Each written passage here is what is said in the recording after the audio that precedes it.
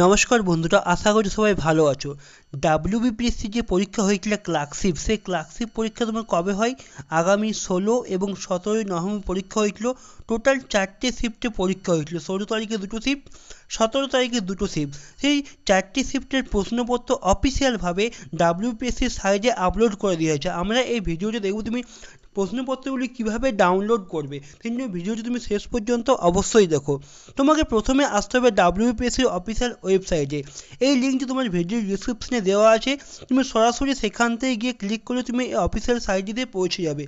এখানে এসে তোমাকে দেখো ক্লিক ডান দিকে দেখো 3টে লাইন শো করছে, 3 লাইন। তোমাকে এখানে ক্লিক করতে হবে। তুমি যখন এখানে ক্লিক করবে দেখো বাঁ দিকে অনেকগুলি অপশান চলে আসবে। এইভাবে বাঁ দিকে তোমাকে এখানে ক্লিক করতে হবে। দেখো লেখা আছে এক্সামিনেশন বলে, এই এক্সামিনেশন তোমাকে ক্লিক করতে হবে। তুমি যখনই দেখো এক্সামিনেশনে ক্লিক করবে তোমার এখানে এভাবে আরও অনেকগুলো অপশান শো করবে।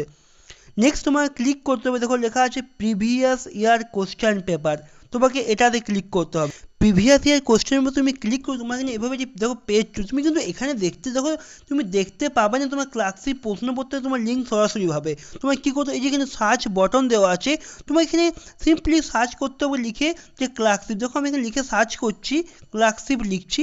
যখন তুমি ক্লাসিক লিখবে, দেখো ক্লাসিক লিখলেই তোমার দেখো এভাবে চলে শো করে যাবে। দেখো যখন ক্লাসিক লিখলাম আমি, দেখো ক্লাসিক এক্সামিনেশান 2019 সালের সমস্ত পেপার শো করে গেছে।